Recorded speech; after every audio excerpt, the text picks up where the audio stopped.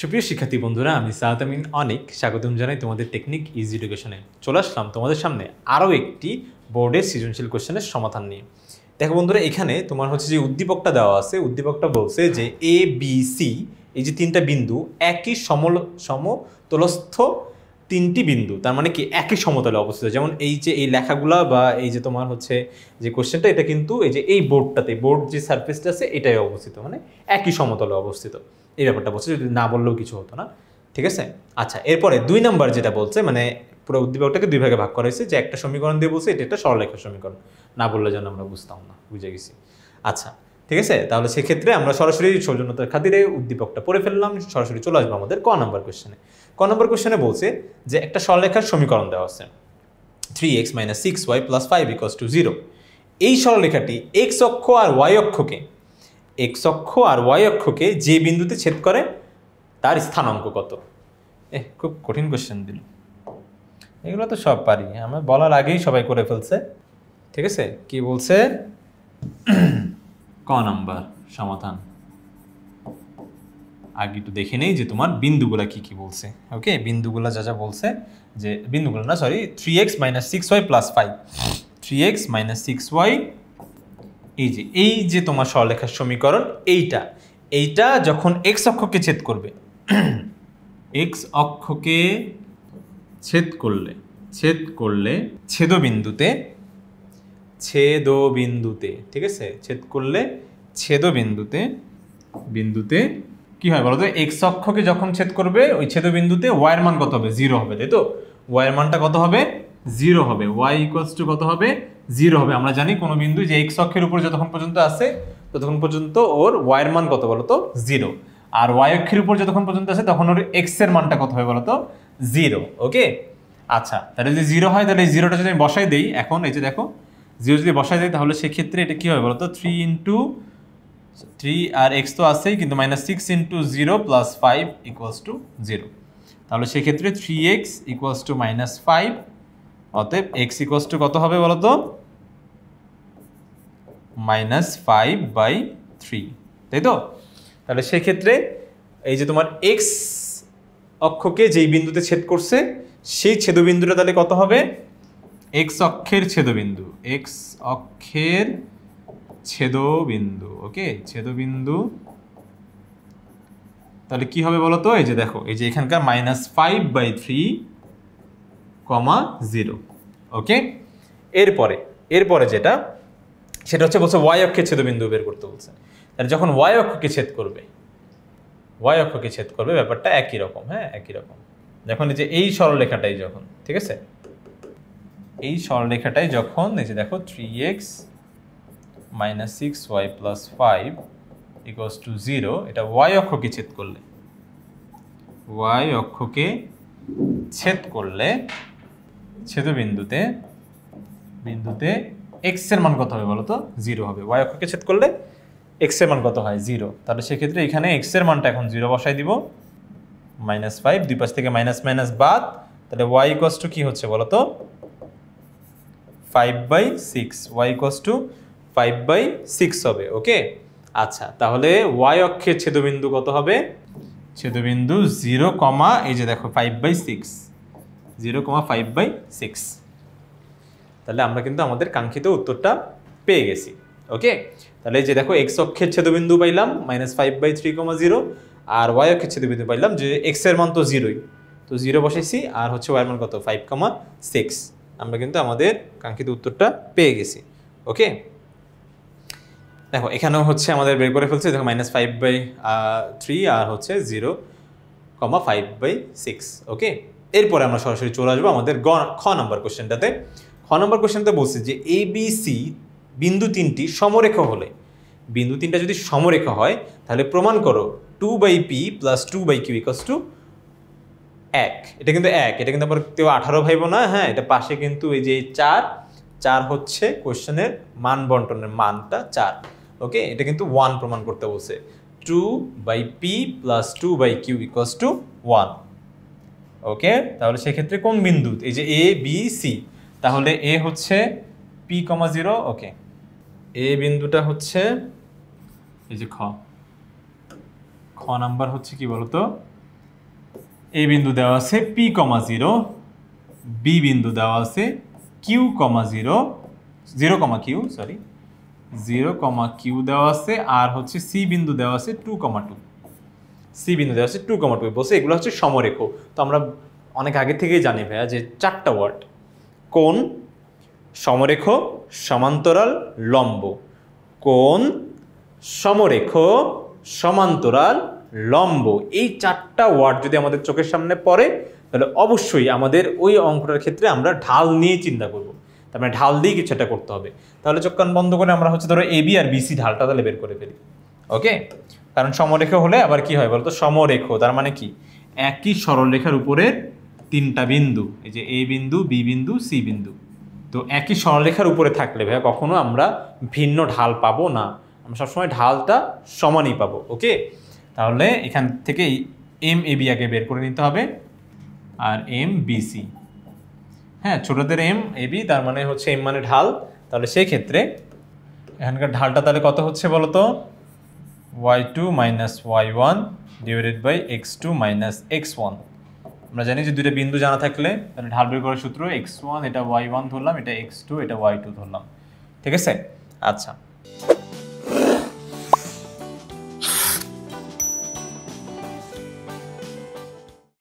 ওকে, তাহলে সেই ক্ষেত্রে এটা কত হচ্ছে বলো তো, y2 মাইনাস y1 করলে কত হবে, q মাইনাস 0, আর এখানে কি হবে বলো তো 0 মাইনাস পি, 0 মাইনাস পি। তাহলে সেক্ষেত্রে কিউ থেকে 0 গেলে কিন্তু কিউ থাকে, কারণ কিউ এর আগে প্লাস আছে, কিন্তু 0 থেকে মাইনাস পি গেলে এই যে পি এর আগে মাইনাস, তো সেই জন্য এখানেও কিন্তু মাইনাস পি হবে। তার মানে এটা হবে কি মাইনাস কিউ বাই পি, এই যেভাবে।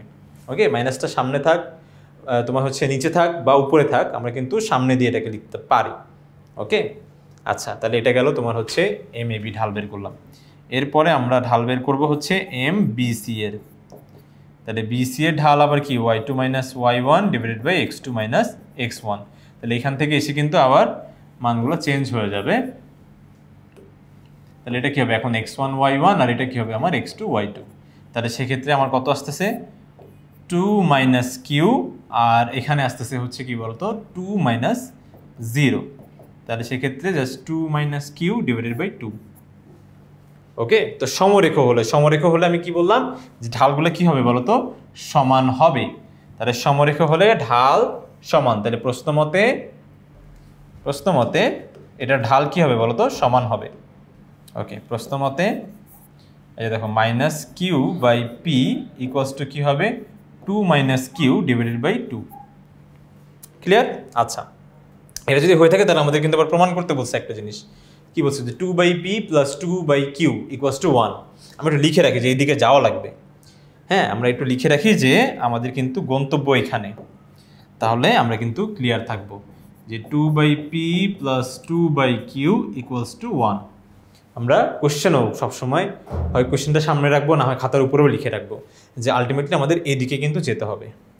ওকে, এটা মাথায় রেখে আল্লাহর নাম নিয়ে শুরু করলাম। তাহলে সেক্ষেত্রে এইভাবে আর গুণ করলে কত হবে মাইনাস 2 কিউ।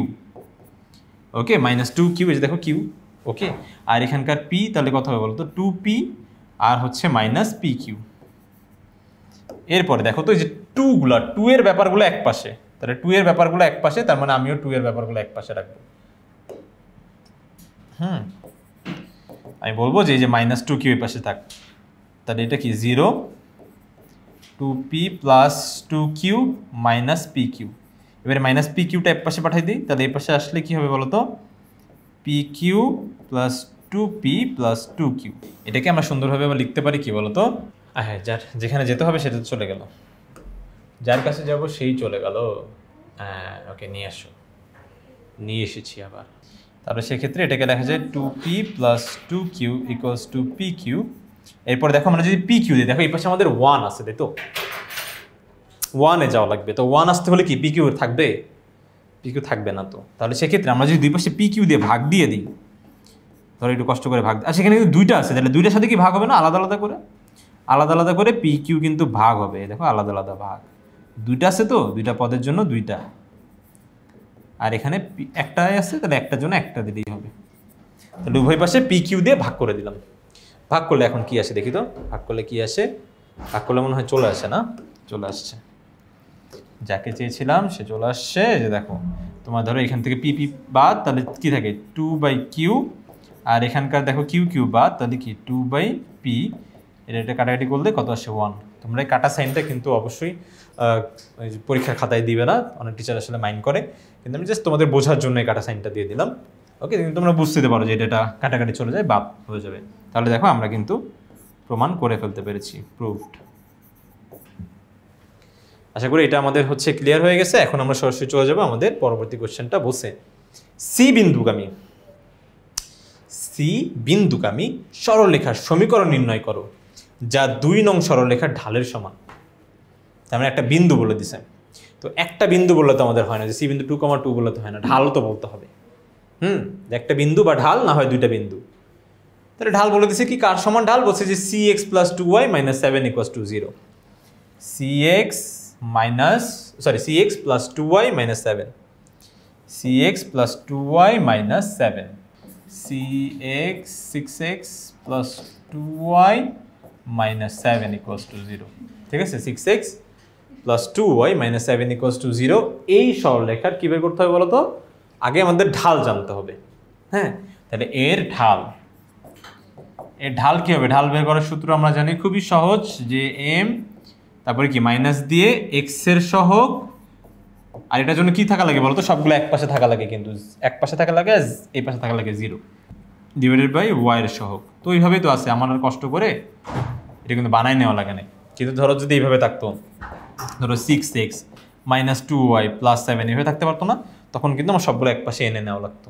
ঠিক আছে, তাহলে হ্যাঁ বলো তো x এর সহগটা কত হচ্ছে আমাদের? x এর সহগ হবে হচ্ছে 6, আর মাইনাস কিন্তু থাকবেই, দেখো সূত্রের মাইনাস থাকবেই, কিন্তু x এর সহগ কত বলো তো? 6, আর y এর সহগ কত বলো তো? 2। তাহলে কাটাকাটি করলে এখানে কত থাকবে? -3। তাহলে ঢাল পেয়ে গেলাম -3, আর বিন্দু তো বলেই দিছে সি বিন্দু 2,2। এত বিন্দুগামী, আর হচ্ছে ঢাল কত? -3। তাহলে সেক্ষেত্রে আমাদের সরলরেখার সমীকরণ কি হবে বলতো? এই দেখো সরলরেখার সমীকরণ নির্ণয়ের সূত্রটা কি? y - y1 = m × x - x1। এখানে x1 y1 হচ্ছে কি, যে একটা বিন্দু, সরলরেখার উপর স্থিত একটা বিন্দু, ঠিক আছে, আর হচ্ছে ঢাল হচ্ছে কত বলতো? -3। ঢাল হচ্ছে -3, যে m, এই যে m মানে হচ্ছে ঢাল, এটা মানে কি বলতো? ঢাল। ঠিক আছে, ক্লিয়ার? তাহলে সেক্ষেত্রে আমরা জাস্ট এখন মানগুলো বসাই দেই। y1 কি হবে বলো তো? এই যে 2, ঢাল কি হবে? -3, আর এখানে কি x মাইনাস। ওকে, এখন আচ্ছা ব্যাপারটা হচ্ছে কি, যে বিন্দুগামী বলছে, কিন্তু বিন্দুগামী মানে কি? বিন্দুর উপর দিয়ে যাবে, তার মানে কি ওই সরলরেখার উপরে কিন্তু অবশ্যই এই যে দেখো, এই যে এই বিন্দুটা থাকবে।